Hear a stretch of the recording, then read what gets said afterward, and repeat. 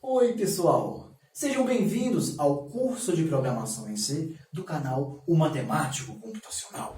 Se teu vô, teu periquito ou o cachorro do seu vizinho lhe perguntar o que é um ponteiro, respondam: é uma variável que armazena o endereço de memória de uma outra variável de mesmo tipo e que possui poderes de acesso ao dado e de modificação do valor do mesmo. É sobre esta belezura que discorreremos neste episódio. Ponteiro é lindo, é fácil, é poderoso. Sigam-me, os bons.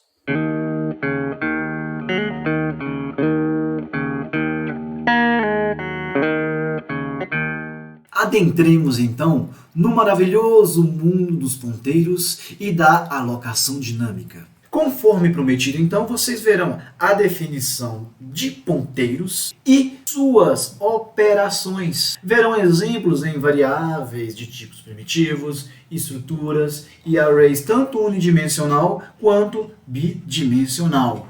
Por fim, vocês aprenderão a manipular a alocação dinâmica. Vocês alocarão variáveis na memória e liberarão tais variáveis durante a execução do programa. De uma forma bem direta, um ponteiro é uma variável que armazena o endereço de memória de outra variável de mesmo tipo. Com ponteiro é possível manipular o dado da variável apontada, alocar dinamicamente variáveis simples e arrays, pode-se referenciar uma variável em parâmetro de função, podendo alterar o seu valor externamente à função. Para declarar um ponteiro, você deve colocar o tipo do ponteiro, asterisco, nome da variável ponteiro. Existem dois operadores básicos, que são o e-comercial, ao qual se extrai o endereço de memória de uma variável que pode ser armazenado no ponteiro. Também há o operador de desreferenciação, ao qual se extrai o valor da memória que está sendo apontada pelo ponteiro. Neste exemplo, temos a declaração de uma variável v, ao qual é inicializada com o valor 1.0. Suponha que a minha variável v possui como endereço de memória o identificador inteiro com representação hexadecimal 0xFF67DA. Depois, na linha 1, é declarado o ponteiro P, ao qual foi inicializado com null. Inicialize todos os ponteiros que você declarar com null, pois dessa forma ele não apontará para uma posição lixo da memória. Na linha 3, o ponteiro P recebe o endereço de memória de V. Percebam que o operador de referenciação foi aplicado na minha variável V, ao qual se extraiu o valor de endereço de memória e que foi atribuído ao conteúdo do meu ponteiro P. Na linha 4, é impresso o conteúdo do endereço de memória aonde P aponta. Percebam que o operador de desreferenciação faz com que se acesse o valor da variável apontada. Portanto, será impresso na tela 1.0. Neste exemplo em execução, temos aqui a declaração de uma variável inteira x, que será inicializada com 13, y, que será inicializada com 50, e o meu ponteiro ptr, que será inicializado com null. Percebam que os valores das variáveis possuem informação lixo. Vejam que ptr aponta para o endereço de memória lixo. Minhas variáveis foram inicializadas, meu ponteiro aponta para null, ou seja, aponta para nada. Agora eu vou imprimir os endereços de memória de x, de y, vou imprimir o endereço de memória que está dentro da minha variável ponteiro ptr e vou imprimir o endereço de memória de ptr, já que o ponteiro também é uma variável que armazena endereço de outra variável. No printf, para imprimir endereço de memória, você deve usar a formatação %p. Vejam aqui que imprimiu os endereços de memória de x, de y o conteúdo do ponteiro PTR, que possui o endereço null dentro dele, e aqui o endereço de memória do ponteiro PTR. Na linha 8, o ponteiro PTR receberá o endereço de memória da variável x. O valor que foi atribuído em PTR é o endereço de memória de x. Agora, imprimindo novamente os endereços de memória, perceba que o conteúdo de PTR alterou para o endereço de memória de x. Agora eu vou imprimir o conteúdo da variável x, o conteúdo da variável y e o conteúdo do endereço de memória apontado por PTR. Já que PTR aponta para x, ao usar o operador de desreferenciação em PTR, eu imprimirei o valor de x. Através do ponteiro, usando o operador de desreferenciação, a minha variável x receberá o conteúdo 65, pois, uma vez que PTR aponta para x, se eu fizer asterisco PTR recebe algum valor, este valor vai para x. Agora eu vou imprimir o conteúdo de x, o conteúdo de y e, novamente, o conteúdo do endereço de memória apontado por PTR, que é o conteúdo de x. Agora, PTR apontará para o endereço de memória de y. Foi atribuído o endereço de memória de y, o valor de y mudará para 40 na linha 19. Se eu vier aqui no printf e imprimir a sequência de endereços de memória, vocês perceberão que o conteúdo de PTR é o endereço de memória de y. E que se eu imprimir os conteúdos, os valores de x, y e operador de desreferenciação PTR, se imprimirá os conteúdos de x, y e y, uma vez que PTR aponta para y. Agora, na linha 25, a minha variável x receberá o valor que está no endereço de memória ao qual PTR aponta, ou seja, x receberá o conteúdo de y. Agora, na linha 27, eu executarei o scanf para ler um valor inteiro. Eu tenho que passar um endereço de memória aonde este valor inteiro será armazenado. Pois bem, PTR não aponta para o endereço de memória de y, pois se eu informar um valor inteiro, este valor irá para a minha variável y. Vejam aqui o printf imprime o conteúdo de x, de y e o conteúdo da posição de memória apontado por PTR, que é o valor de y.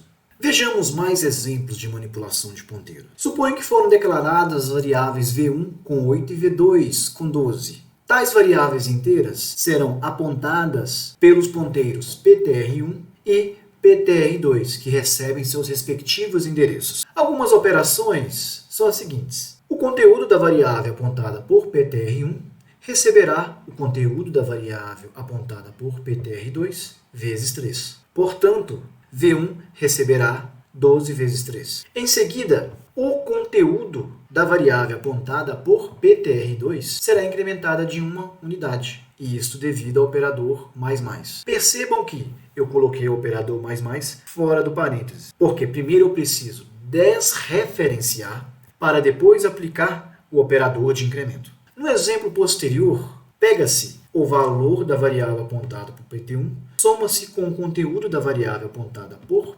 PTR2, extrai-se o resto da divisão por 2 e se compara com zero.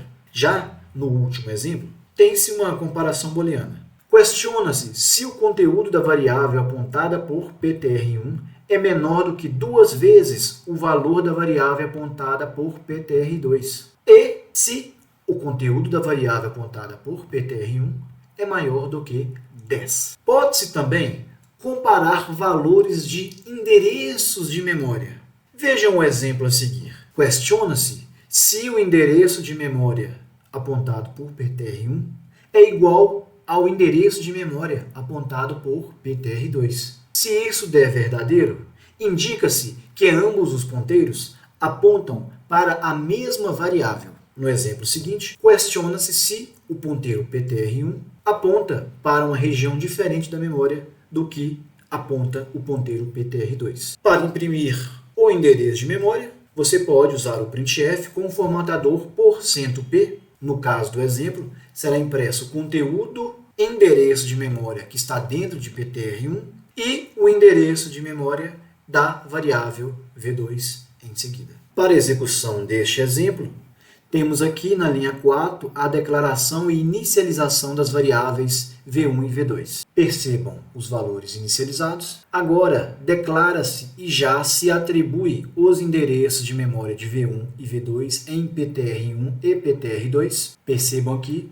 que os endereços foram atribuídos. Agora, imprime-se o conteúdo de V1, de V2, da região de memória apontada por PTR1, e o conteúdo da região de memória apontada por PTR2. Percebam que PTR1 aponta para V1 e PTR2 aponta para V2. A variável apontada por PTR1 receberá o conteúdo da variável apontada por PTR2 mais 10. Portanto, recebeu 22. A variável apontada por PTR2 receberá o conteúdo dela mesma dividida por 2 mais o resultado do resto da divisão do valor da variável apontada por PTR1, ou seja, V1 por 2. Agora vou imprimir os novos valores atualizados de V1 e V2 após as operações das linhas 9 e 10. Agora vejam, eu vou incrementar em uma unidade o valor da variável apontada por PTR1.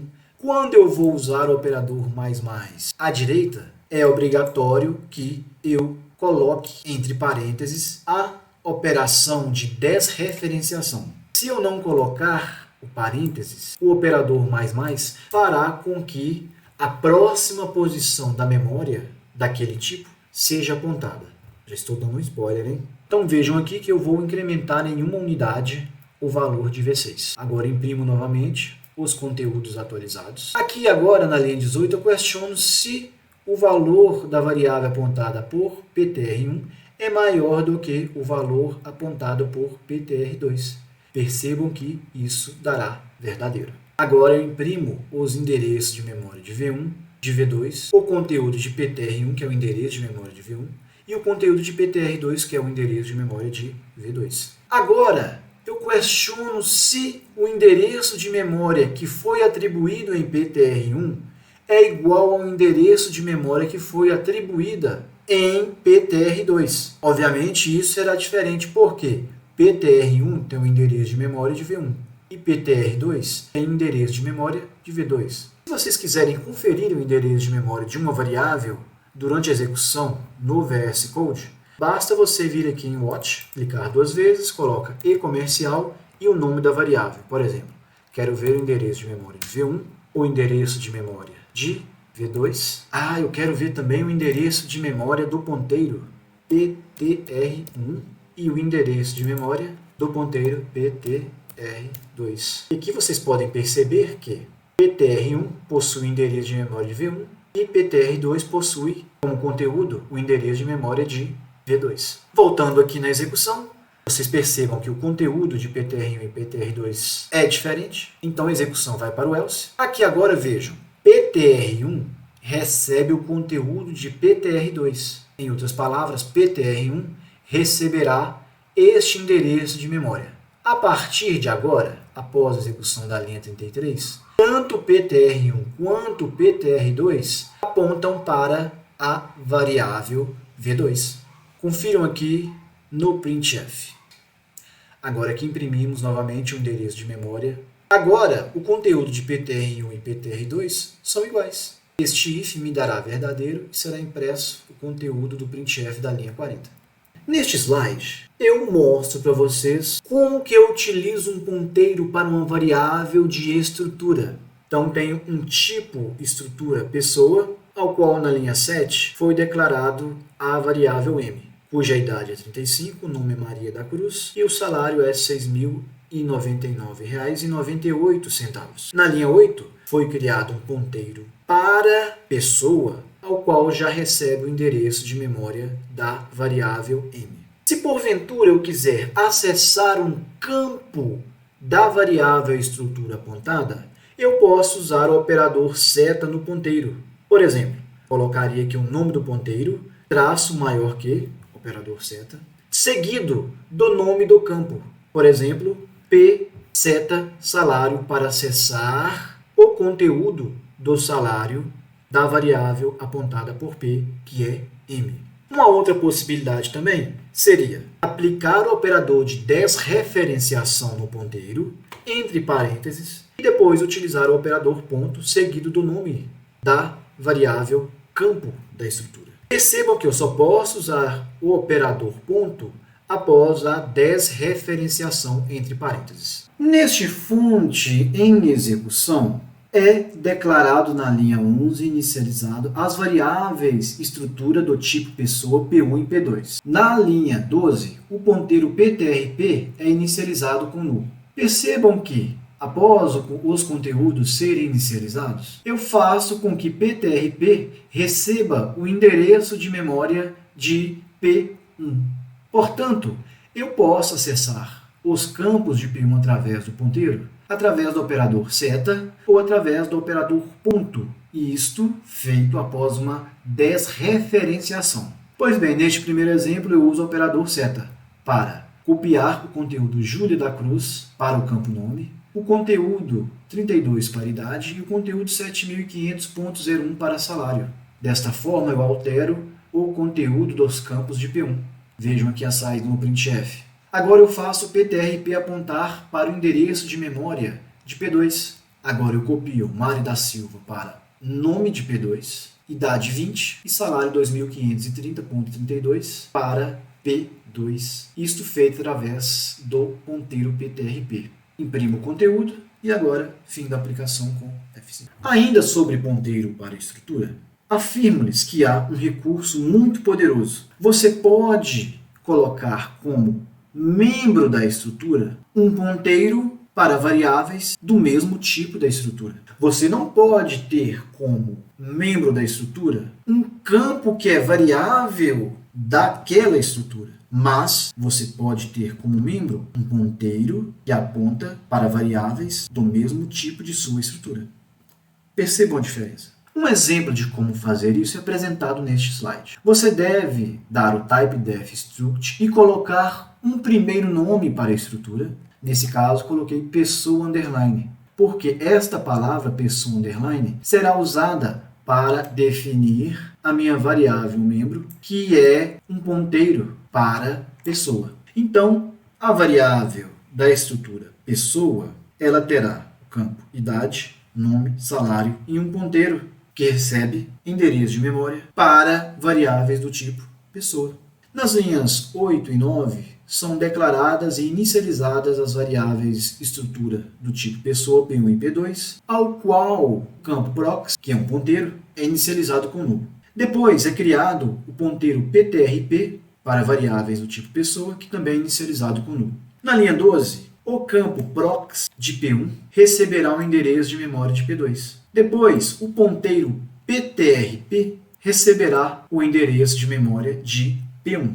Na linha 14, vou imprimir uma cadeia de caracteres que será variável apontada por PTRP, que é P1.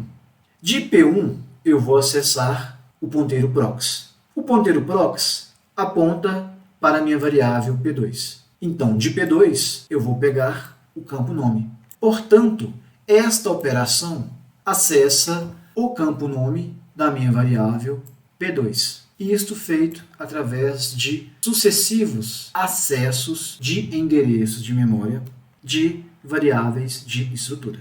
Isto tem grande serventia para você criar estruturas de dados como, por exemplo, listas dinâmicas, fila, pilha. Veremos como que funciona a pilha daqui a pouco. Percebam este fonte em execução. Tenho aqui a minha estrutura pessoa, ao qual inicialmente eu dei o nome de struct pessoa, porque eu adicionei o campo ponteiro para a pessoa chamado de prox. Na linha 12, eu inicializo as variáveis P1 e P2, iniciando os ponteiros como null. Tenho aqui o ponteiro PTRP inicializado com null. Faço ele apontar para o endereço de memória de P1 e faço as devidas alterações conforme o exemplo anterior. Agora aqui faço o PTRP apontar para P2 e depois faço as devidas alterações conforme o exemplo anterior também. Na linha 27, percebam, o campo prox de PTRP que aponta para P2 recebe o endereço de memória de P1. Portanto, o campo prox de P2 aponta para P1. Portanto, ao executar o printf da linha 28, eu estou imprimindo o nome de P1, a idade de P1, como também o salário de P1, porque ptrprox aponta para a variável estrutura P1. Vejamos como é a manipulação de ponteiros para quando você trabalha com arrays. Temos aqui a declaração de um vetor com 4 posições e, na linha 3, eu declaro um ponteiro ao qual recebe o endereço de memória da primeira posição do vetor v. Isto é a mesma coisa de fazer. Ponteiro recebe endereço de memória de v índice 0. Então, extrair o endereço de memória de v índice 0 é exatamente a mesma coisa de você atribuir o nome do array. O nome do array, então, dá o endereço de memória de sua primeira posição. Pois bem, você pode, então, realizar operações de movimentações do ponteiro ao longo do array, ao longo da memória, de uma forma mais geral. Por exemplo, se você executar o operador mais em um ponteiro, ele moverá o ponteiro para a próxima posição à direita. Já o operador p moverá o ponteiro à esquerda de onde ele estava. Agora considere um valor d inteiro positivo. Se eu fizer p mais atribuição d, isto fará com que o ponteiro p se movimente de posições à direita em relação onde ele estava. De forma análoga, p menos atribuição d moverá o ponteiro de posições à esquerda. Se eu pegar o ponteiro p mais d, esta soma resultará na posição de memória de posições à frente de onde aponta p. E p menos d resulta em uma posição de memória de posições à esquerda de onde aponta p. Para pegar um valor da posição p índice d, cuja referência é a posição de onde p aponta, eu faço p índice d. Se eu quiser pegar o valor de posições à esquerda de onde p aponta, eu utilizo p índice menos d. Veja a continuação deste exemplo. Temos então que o meu ponteiro p aponta para a primeira posição de v. Se eu fizer p++, o ponteiro que apontava para a primeira posição passará a apontar para a segunda posição. E se porventura eu imprimir p índice menos 1, isso sairá menos 1.4. E se eu quiser acessar duas posições à frente e extraindo o seu valor, eu coloco p mais 2, então p mais 1 mais 2, eu estou acessando a posição 3. Disso eu quero extrair o valor. Portanto, se imprimirá menos 1.4 e menos 2.7. Este exemplo, em execução, mostra diversas operações sendo realizadas por um ponteiro sobre vetores. Tenho aqui uma constante n que vale 4, um tipo de estrutura chamado registro com campos inteiros x e char c. Na main, eu tenho a declaração e inicialização de um vetor double e de um ponteiro pv para double, ao qual é inicializado com null. Na linha 15, o ponteiro PV aponta para a primeira posição do vetor V. No laço for, entre as linhas 17 e 22, é feita a multiplicação dos valores que são positivos por 2. Portanto, PV inicia apontando para a primeira posição. Vejamos aqui os valores de V e vou colocar aqui qual é o valor da posição aonde PV aponta. Pois bem, PV está apontando para a primeira posição, inicialmente. O valor de PV é positivo? Não. Agora PV vai mover para a próxima posição do vetor. Moveu. O valor de PV é positivo? Sim. Então, esta posição do vetor será multiplicada por 2. Movo para a próxima posição, moveu, entrou. Questiona-se, a posição aonde PV aponta, o valor é positivo? Sim. Então, ele será multiplicado por 2. Multiplicou, foi para a próxima posição, não é positivo, moveu, agora ele está apontando para uma posição fora do vetor. Portanto, sairemos do for. Eu vou imprimir o conteúdo do meu vetor V. Vejam aqui, impresso. Agora, novamente, PV irá apontar para a primeira posição de V. Vejam. o que eu farei agora entre as linhas 29 e 33 é um for no qual irá multiplicar o valor de onde PV aponta por menos 1. Só que neste caso aqui, ó, eu vou saltar de duas em duas posições. Então, multiplicou por menos 1 a posição 0. PV agora aponta para duas posições à frente, entrou no for, multiplicou por menos 1, apontou duas posições à frente, saiu fora do range do vetor, né, do limite do vetor, então a gente sai do for. Agora eu imprimo o conteúdo de V, agora novamente eu faço com que PV aponte para a primeira posição de V. Para aquelas posições em que PV aponta, se for menor do que 0, eu vou dividir o seu respectivo valor por 3. Percebam que eu estou utilizando aqui a notação de array. Lembre que aqui dentro eu não estou alterando a posição apontada por PV, mas eu estou acessando e posições à frente de onde PV referencia. Então, perceba que o i varia, mas o endereço para onde PV aponta permanece o mesmo. Então, foi alterado a posição 2 e também a posição 3 do array. Imprimiu-se novamente o conteúdo. Agora percebam, se está sendo declarado uma cadeia de caracteres chamado ponteiro, e temos aqui um ponteiro para achar que é inicializado com null.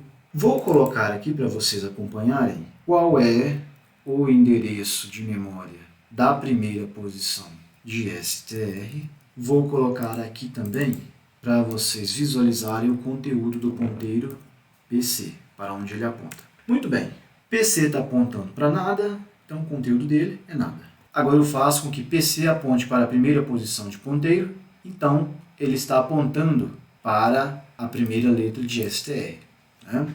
Agora eu vou manipular o meu ponteiro PC de modo a caminhar à direita, posição a posição. Se porventura o conteúdo de PC for a letra O, T, E ou I, será feita a devida substituição. Então, entramos no while enquanto o valor da posição apontada por PC for diferente de /0, que significa fim da string. PC é algum dos valores? Não. Então, vou para a próxima posição. Agora percebam, PC aponta para O. Entrou, fez a modificação, foi para a próxima posição e assim sucessivamente até se findar a cadeia de caracteres. Uma letra O, trocou. Agora vejam, PC vale /0, portanto ele vai sair do while. Agora eu vou colocar na última posição de PC a letra X. Agora eu vou imprimir o conteúdo de PC. Legal, muito bem. Agora vejamos este vetor de estrutura. Declarei um vetor de 4 posições, com seus respectivos campos inteiro e char. O ponteiro para a estrutura, qual foi inicializado com null. Aponto para a primeira posição de R, atribuindo em PR. Aqui dentro, eu simplesmente acesso o campo X, multiplico por 10. Vejam bem, vou colocar aqui para vocês visualizarem onde que o ponteiro PR aponta. E mostro para vocês aqui, em R, o conteúdo do vetor de estrutura. Muito bem, então ele está apontando para a primeira posição de R. Alterou-se o campo X, depois alterou-se a variável char. No caso da variável char, ele está pegando o próximo caractere consecutivo. Em seguida, se imprime o valor. Agora, da segunda posição, transformou a letra na próxima, imprimiu, e assim sucessivamente, para cada posição. E para se criar um ponteiro para a matriz, você deve colocar tipo, entre parênteses, asterisco o nome do ponteiro, seguido de, entre colchetes, o número de colunas da matriz que será apontada. Para referenciar tal matriz, deve-se atribuir o endereço da primeira linha e primeira coluna de tal matriz, que pode ser feita atribuindo o nome desta variável matriz ou e comercial, nome da variável matriz, entre colchetes, linha 0, coluna 0. Feita a devida referenciação, pode-se acessar o endereço de memória do primeiro elemento da iésima linha, colocando-se nome do ponteiro da matriz, entre colchete, linha I, ou asterisco nome do ponteiro, mais I, fecha parênteses. Agora, se quiser pegar a posição de memória do elemento que está na linha I, coluna J, deve-se fazer E comercial, nome do ponteiro, entre colchetes, linha I, coluna J. Ou, abre parênteses, operador de desreferenciação, abre parênteses de novo, nome do ponteiro mais I, fecha parênteses, mais J, fecha parênteses. Para acessar o valor de um elemento que está na linha I, coluna J, nome do ponteiro, índice I, índice J. Ou, asterisco, abre parênteses, asterisco, nome do ponteiro, mais I, fecha parênteses, mais J, fecha parênteses. Você também pode manipular matrizes usando ponteiro simples. Para isso, basta você referenciar o início da primeira linha com o ponteiro simples e depois usar as operações usuais de manipulação de ponteiro. De uma forma geral, você acessa o elemento da linha I, coluna J, pegando-se nome do ponteiro, abre colchete, I vezes o número de colunas da matriz, mais J, que representa a coluna do elemento. Este programa em execução exemplifica o uso de ponteiros para matrizes para manipular dados de uma matriz referenciada. Pois bem, tenho aqui a definição de constantes via macro que serão usadas na declaração das matrizes. Dentro da main tenho uma matriz inteira chamada match-i, com linhas igual colunas, um ponteiro ptr match que apontará para a matriz com call colunas e que é inicializado com null. Depois, um ponteiro simples para inteiro, ao qual também é inicializado com null. Na linha 15, eu faço o ponteiro para a matriz ptr match apontar para a matriz match-i. Este ponteiro será usado para preencher os dados da matriz match-i. Vocês podem perceber que no for, entre as linhas 21 e 24, os dados serão impressos. Também, entre as linhas 27 e 32, os dados serão impressos, só que agora utilizando o ponteiro para a matriz, utilizando a notação de desreferenciação.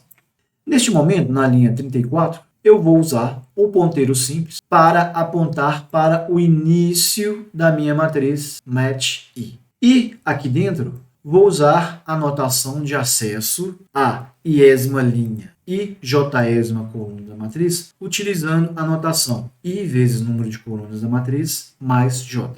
Ao executar F5, os dados da minha matriz foram alterados e vou imprimir esses novos dados entre as linhas 40 e 44. Agora, eu vou tratar cada linha da matriz como se fosse um array unidimensional. Para isso, dentro do for, vejam, eu vou fazer com que o ponteiro simples aponte para o início da iésima linha. E aqui dentro, eu vou tratar a iésima linha como se fosse um vetor. Pois bem, vou dar F5 para executar e atualizar os dados. E entre as linhas 53 e 57, eu imprimo os dados atualizados da matriz match. Agora, na linha 60, eu declaro e já inicializo uma matriz de caracteres, chamada match-s. Tenho aqui também um ponteiro para matrizes de caracteres que tenham max-t colunas. Tal ponteiro é inicializado com null. O ponteiro simples também para char-pv também inicializado com null. Agora, o meu ponteiro pm aponta para a matriz match-s. Aqui dentro, eu vou substituir o primeiro caractere de cada linha pela letra F. E vou imprimir o conteúdo de cada iésima linha. Vou dar F5. Então, temos aqui os dados atualizados. Neste trecho aqui, eu vou tratar a iésima linha da matriz match-s como se fosse um vetor simples pelo ponteiro PV. Particularmente, será substituído o caractere A minúsculo por caractere A maiúsculo. Agora eu vou imprimir para vocês o resultado de tal substituição. Apresento-lhes agora o ponteiro void, que pode apontar para variáveis de qualquer tipo. A declaração do ponteiro void é assim: void asterisco nome do ponteiro. Daí, como de praxe, é interessante que você já faça apontar para null. Para referenciar, também é muito simples. Você tem uma variável qualquer, E, se você quer que o ponteiro void aponte para tal variável, faça com que ele receba o endereço de memória de tal variável. Agora, para acessar o valor, você precisa primeiro converter o ponteiro void para um ponteiro do tipo do dado de interesse, para que depois você aplique o operador de desreferenciação para acessar o valor. Aquelas aritméticas de ponteiro que eu mostrei para vocês, operador mais, mais igual, menos igual, etc., esses não funcionam na linguagem C padrão. Entretanto, tais operações são permitidas dentro da versão da linguagem C GNU-C. Para esclarecer ainda mais o funcionamento de ponteiro void, vejam a execução deste programa passo a passo. Tenho aqui na linha 4 o inteiro A inicializado com 10, depois o char B com P, depois tem um vetor de double com 3 posições inicializado, e aqui na linha 7 tem o meu ponteiro void inicializado com null. Primeiro, o ponteiro void PTR receberá um endereço de memória de A. Deixa eu colocar aqui o endereço de memória de cada variável para vocês acompanharem. Endereço de memória de C, índice 0.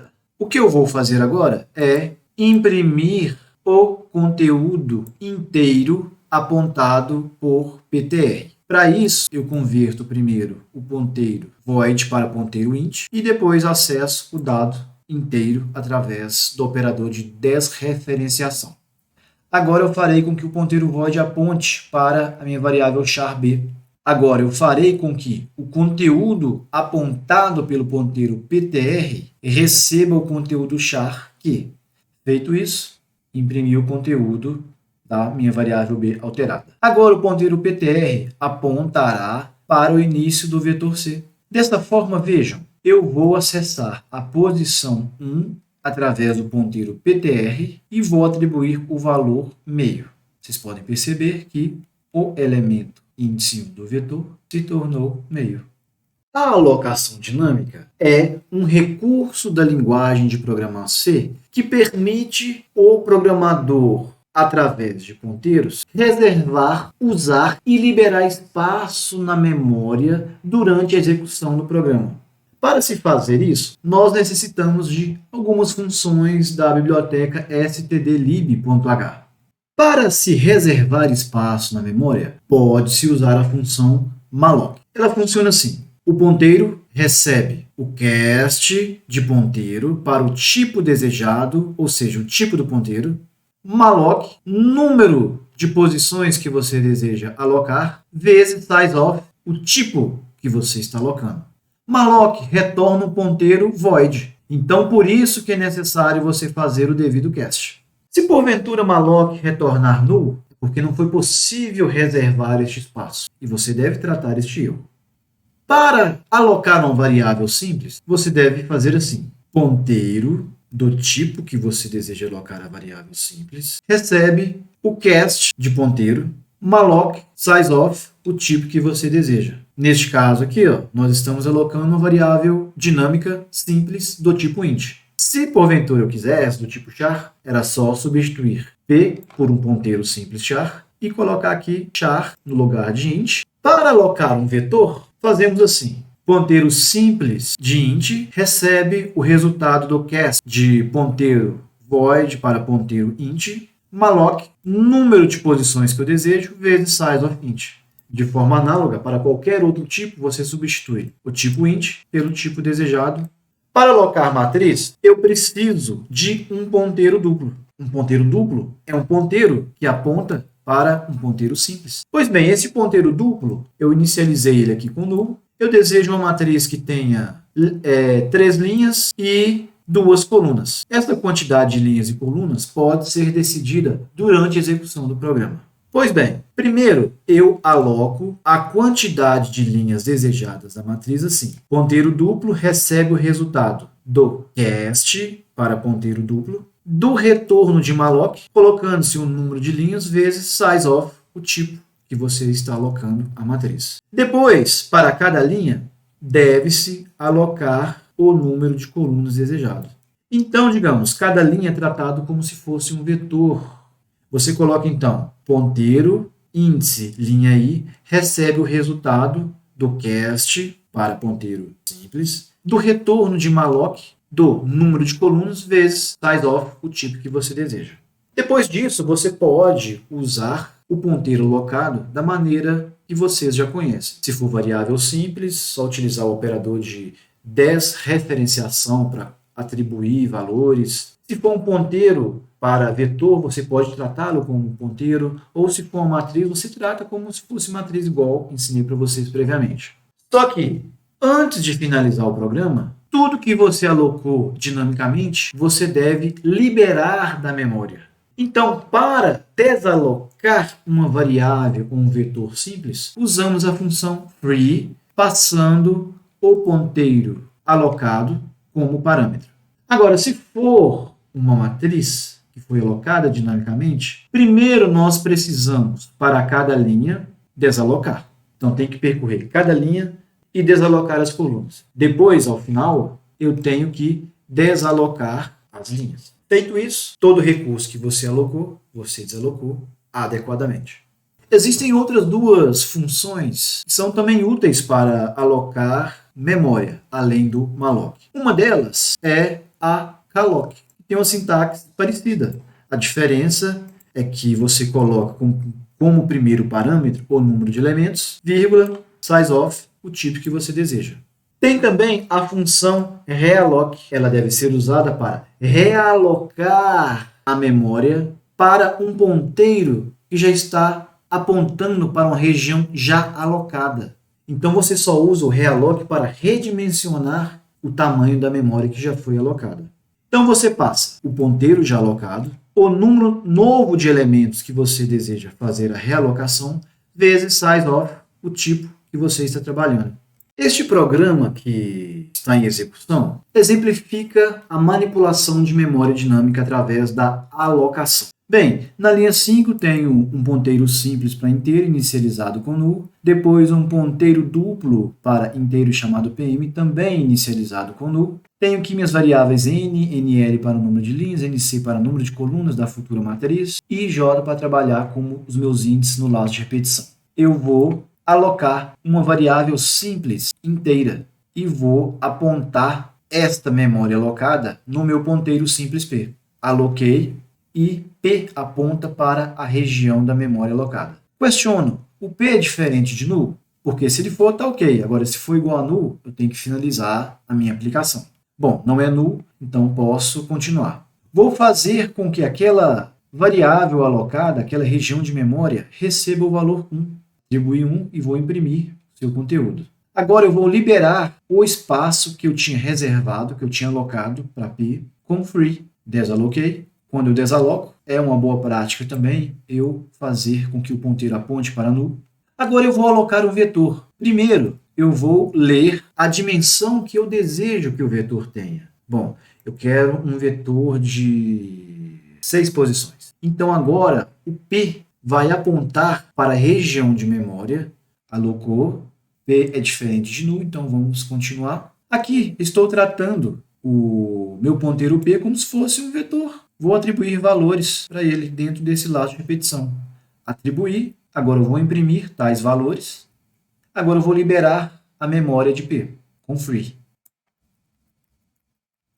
Agora P recebeu null. E agora eu vou alocar a matriz. Vou ler o número de linhas. Eu quero uma matriz 3 por 2. Vou ler o número de linhas e colunas. Essa informação foi passada para NL e NC. Vou alocar as linhas da matriz com malloc, passando o número de linhas vezes sizeof, o tipo, que no caso é inteiro. E vou converter o ponteiro void para um ponteiro duplo de inteiros. Alocou. PM é diferente de null, então segue a execução. Agora, para cada linha de PM, eu vou alocar uma quantidade NC de colunas. Isso é feito para todas as linhas de NC. Vou pressionar F5 com breakpoint na linha 57 e toda a minha matriz foi alocada. Agora, eu vou utilizar o meu ponteiro duplo para manipular esta matriz dinâmica. Vou colocar os dados em cada posição, linha I, coluna J. Vou fazer isso e vou imprimir tais valores no laço de repetição que está entre as linhas 61 e 64. Vejam. Imprimi o conteúdo da minha matriz 3x2. Agora eu vou liberar a memória alocada pela matriz dinâmica apontada por PM. Primeiro, eu desaloco todas as colunas de cada linha e, por fim, eu desaloco todas as linhas e faço com que o ponteiro aponte para nulo. E agora, fim da aplicação com F5.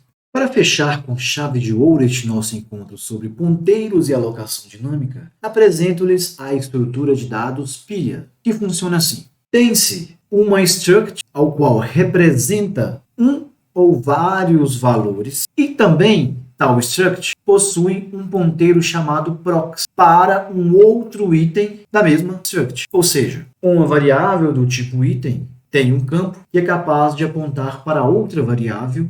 Ademais, a pilha pode ser representado por uma estrutura ao qual possui um elemento que é um ponteiro para o item que representa aquele item que está mais ao topo. Por quê? Porque a pilha possui como operações empilha para colocar elementos em cima do outro, desempilha para remover aquele elemento que está mais em cima e a operação de esvazia, que é pegar todos os itens e desempilhar um por um até que a pilha esteja vazia. Inicialmente, a pilha começa vazia, com o topo apontando para nulo. À medida que se empilha, um elemento, um item, é inserido no topo, de modo que o ponteiro prox aponta para o elemento abaixo. Por exemplo, aqui foi empilhado um elemento. Se o próximo elemento for empilhado, ele será empilhado no topo, de modo que o prox do novo elemento do topo vai apontar para o elemento antigo do topo. Se eu empilhar mais um, este novo elemento ficará ao topo, sendo que o prox deste item apontará para o antigo topo. Agora, se eu desempilhar, eu vou desempilhar do topo. Então, eu tenho que fazer uma cópia dos dados deste item, depois fazer com que o ponteiro topo aponte para o item de baixo e depois desalocar este item. Vejam, se eu desalocar este elemento, o estado da pilha fica assim. Se eu desempilhar novamente o elemento do topo, a minha pilha fica assim. E se eu desempilhar agora este elemento, a minha pilha ficará vazia com o topo apontando para nulo. Para o empilhamento de um elemento, primeiro deve-se alocar uma variável dinâmica do tipo item. Depois, se deve copiar os respectivos valores para os campos deste novo item. Em seguida, deve-se fazer com que o ponteiro prox deste novo item aponte para o topo atual da pilha. E, por fim, o topo da pilha deve apontar para este novo item que assume um novo topo. O desempilhamento, que só pode ocorrer quando a pilha não está vazia, é feito assim. Primeiro, você copia os dados dos valores dos campos de informação que estão no topo da pilha. Depois, você cria um ponteiro que irá apontar para o elemento próximo ao topo da pilha.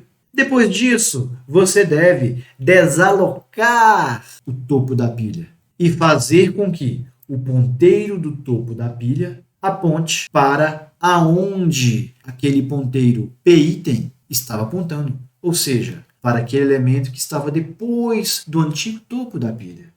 Vejamos então a execução de um exemplo do tipo de estrutura de dados pilha em funcionamento. Temos aqui o nosso tipo item, que possui como informação um único valor inteiro. Temos aqui o ponteiro para o próximo elemento do tipo item. Tem-se aqui também o tipo struct da pilha, que possui um ponteiro de item, que representará o topo da pilha. Na nossa main foi declarado um ponteiro para item que foi inicializado com nulo. Temos aqui um inteiro que representa qual é a operação que será realizada. Operação de empilhamento, desempilhamento, esvaziamento ou que indica que sairá do programa. Temos aqui um inteiro v para ler o valor a ser empilhado e uma variável inteira que representa um booleano que determinará a continuação no lado de repetição. Pois bem, a primeira coisa a se fazer é tornar o apontamento do topo para nulo. Feito isso, eu entro no laço de repetição e questiono qual é a operação a ser realizada. Bem, eu quero empilhar. Vou pressionar 1. Se eu quero empilhar, então venho no switch case, que é o caso 1. Então ele vai me questionar qual é o valor a empilhar. Eu quero empilhar o valor 12. Então eu vou fazer o seguinte, então. Vou alocar uma região da memória para o novo item, copiar o valor, vou fazer com que o próximo elemento do item aponte para o topo da pilha e farei com que o topo da pilha aponte para o novo item. Ok? Vamos para a próxima operação, que será empilhar. Novamente, quero empilhar o valor 18. Pois bem, faço a mesma coisa.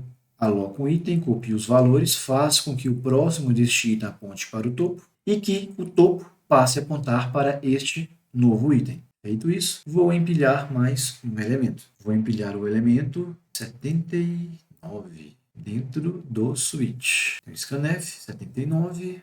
Novamente, aloco, copio o valor, faço o próximo do novo item apontar para o topo e o novo topo será este item. Feito isso, agora eu vou desempilhar. Para desempilhar, eu preciso questionar se a pilha não está vazia. Porque se ela estiver vazia, não tenho que desempilhar. Bem, a pilha não está vazia. Veja, o ponteiro ptopo aponta para alguém. Portanto, eu vou copiar o valor do topo, vou fazer com que o ponteiro pitem aponte para o próximo elemento depois do topo, libero o espaço do topo e faço com que o novo topo seja o elemento apontado por pitem. Feito isso, o valor foi desempilhado.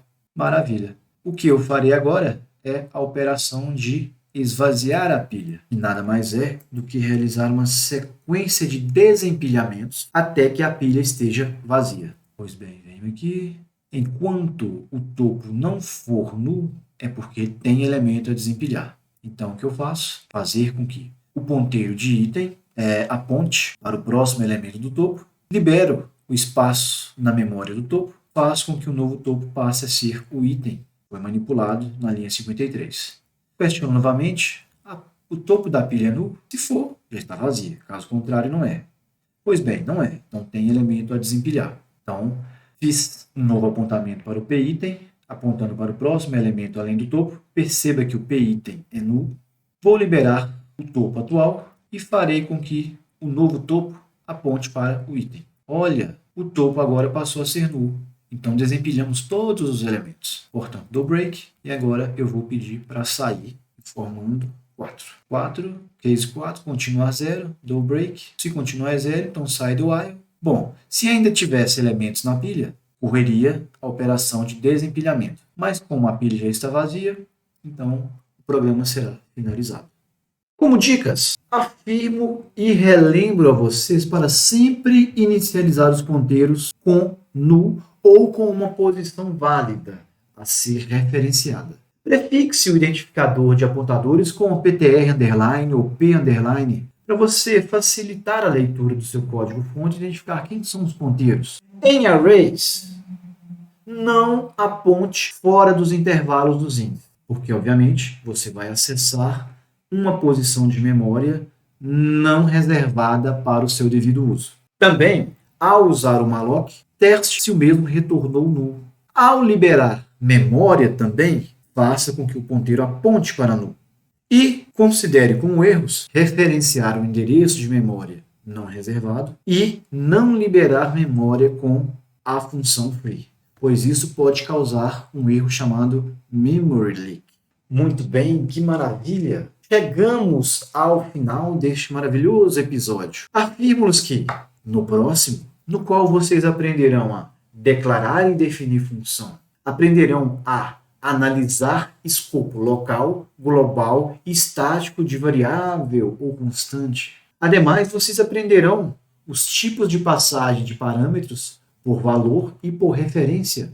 No caso, a referência usa ponteiros. Também vocês aprenderão a criar funções com número de parâmetros de comprimento variável. Por exemplo, o printf tem uma quantidade de parâmetros variável. Como é que você pode criar uma função assim, com diversos parâmetros, e não está sendo limitado em seu número? Bom, assim como também vocês verão um exemplo através da execução com argumento de linha de comando, que também é de comprimento variável. Depois vocês verão como que se cria ou se usa uma função que retorna ponteiro. Ademais, ensinarei a vocês a criar ponteiro para função. E por fim, vocês aprenderão a criar funções recursivas, que são funções que chamam ela mesma, até que se encontre uma condição de parada. Daí ela começa a retornar resultados até construir um resultado final. Muito bem, muita gratidão por vocês terem assistido esse vídeo e ter aprendido um pouco ou muito neste episódio sobre ponteiros e alocação dinâmica. Continuem seguindo os bons.